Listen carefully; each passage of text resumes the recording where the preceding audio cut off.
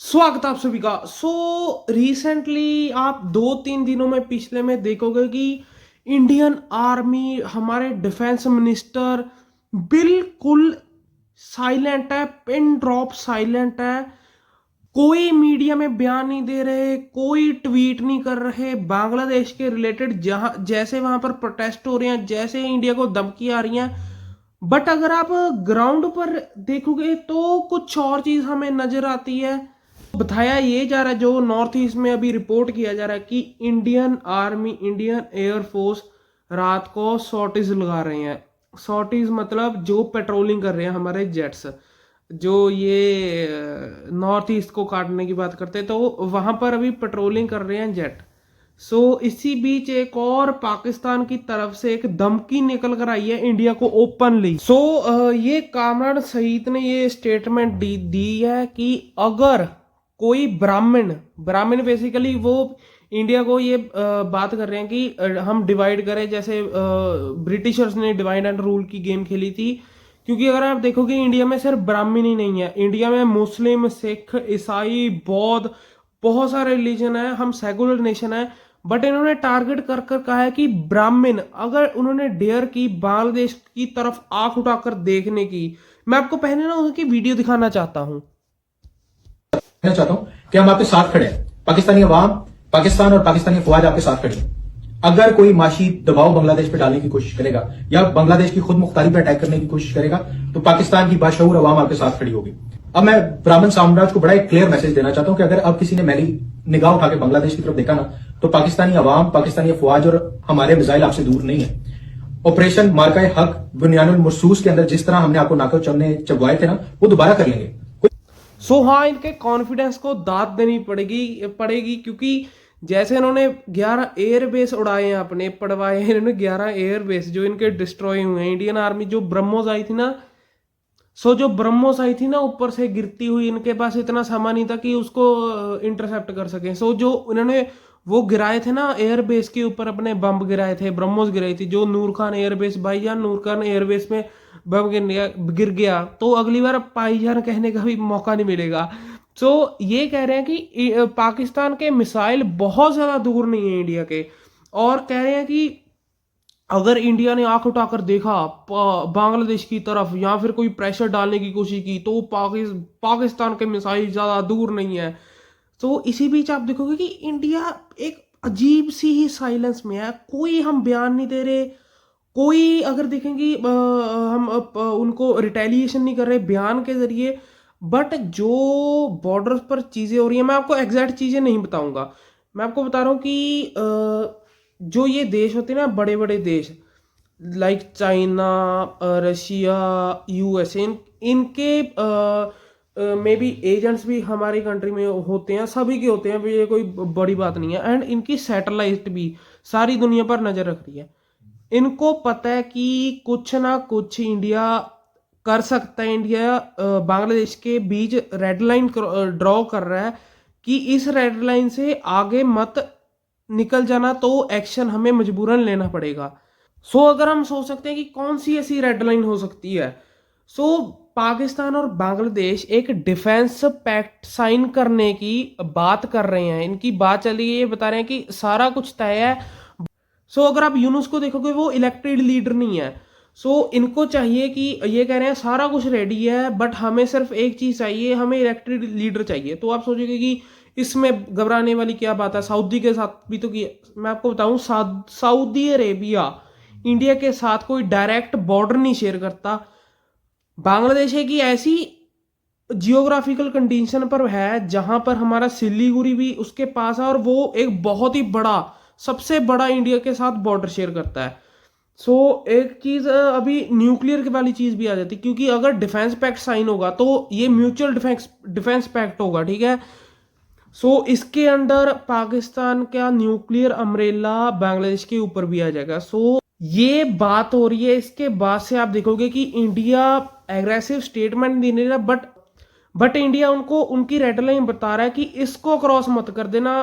उसके बाद अगर इंडियन आर्मी का सुबह उठकर मन करा ना कि थोड़ी सी सैर कर कर आते हैं, तो सैर के चक्कर में वो ढाका में पहुंच जाएंगे।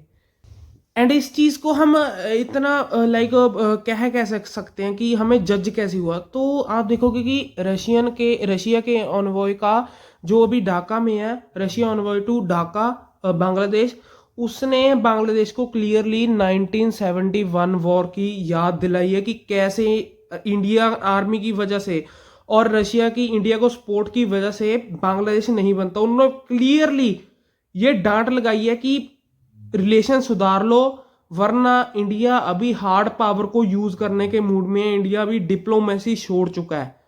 सो अभी रिसेंटली हमारे ईस्टर्न कमांड के जो लेफ्टिनेंट जनरल आरसी तिवारी, वो त्रिपुरा में दिखे थे, मिजोरम के बॉर्डर में भी गए थे जो बांग्लादेश के साथ बॉर्डर लगता है। एंड मैं ना आपको इन्फॉर्मेशन शेयर नहीं करना चाहता क्योंकि बहुत सारी ऐसी चीज़ें रिपोर्ट करी जा रही है इंडियन आर्मी के रिलेटेड, और मैं आप भी कोशिश करना कि इंडियन आर्मी के रिलेटेड जो भी मूवमेंट्स हो रही हैं, जो खबर आ रही है कि कोई शॉर्टेज लग रही है वहां पर, ऐसा हो रहा है, वो उसको रिपोर्ट ना करें। मैं सिर्फ ये बता रहा हूँ कि इंडिया ग्राउंड पर इंडियन आर्मी अभी कुछ अपनी पावर को यूज कर रही है बांग्लादेश को बताने के लिए कि रेड लाइन क्रॉस मत करना, वरना कुछ ऐसा हो जाएगा जो साउथ एशिया की जियोपॉलिटिक्स एंड जियोग्राफी को चेंज कर देगा। सो इंडिया भी त्रिपुरा और मिजोरम में आर्मी बेसिस बनाने के लिए तैयारी कर रहा है। और हमारे लेफ्टिनेंट जनरल, जो ईस्टर्न कमांड के हमारे लेफ्टिनेंट जनरल हैं आरसी तिवारी, वो वहां पर गए थे ऑब्जर्व करने के लिए, सिचुएशन सर्विलेंस करने के लिए। आती है कि जब इंडिया साइलेंट होता है तो रात में ब्रह्मोस गिर जाती है।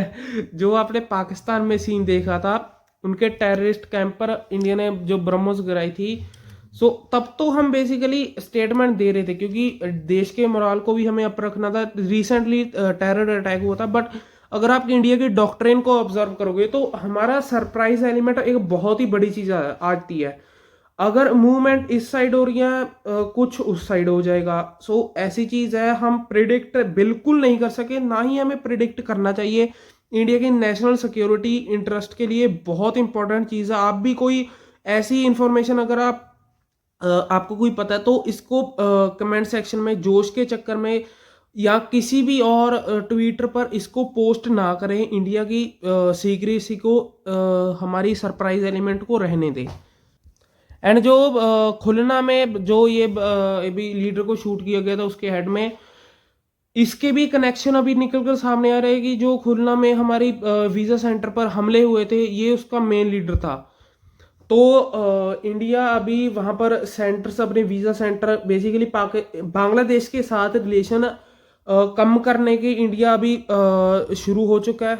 सो बेसिकली बांग्लादेश के साथ इंडिया रिलेशन को थोड़ा सा कम करने की राह पर तुर चुका, क्योंकि बांग्लादेश ने हमें इतना पुश कर दिया कि अभी रिटेलिएशन आनी पक्की है। अगर बांग्लादेश ना सुधरा, उनके लीडर्स को ना पता लगा कि जो अभी कॉल्स आ रही हैं रशिया की तरफ से, मे बी यूएसए की तरफ से भी अभी आ रही हैं, क्योंकि देखो यार, सभी बड़े देशों की सैटेलाइट्स हैं, कितना भी हम रोक लें उनको मूवमेंट दिख जाती है।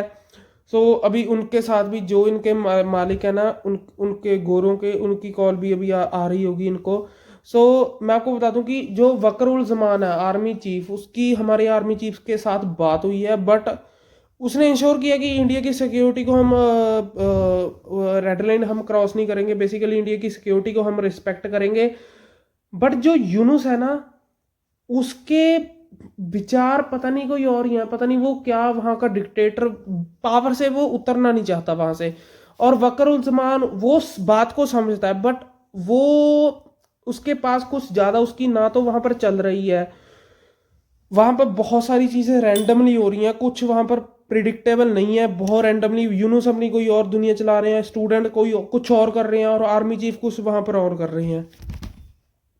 सो आखिर में मैं आपको यही कहना चाहूंगा, इंडिया की सिक्योरिटी को फर्स्ट प्रायोरिटी पर रखकर अगर आपको कोई मूवमेंट दिखती है आर्मी की, अपने चाहे आपको शौक है कि हमको कैमरे में रिकॉर्ड करनी है और रिकॉर्ड करके रख लें, बट उसको डिस्क्लोज मत करें। बट मैं तो ऐसा ही कहूँगा कि रिकॉर्ड भी ना करें। ये आर्मी की हमारी नेशनल सिक्योरिटी की फर्स्ट प्रायोरिटी है। आप आर्मी की मूवमेंट को दिखाएं ना बताएं।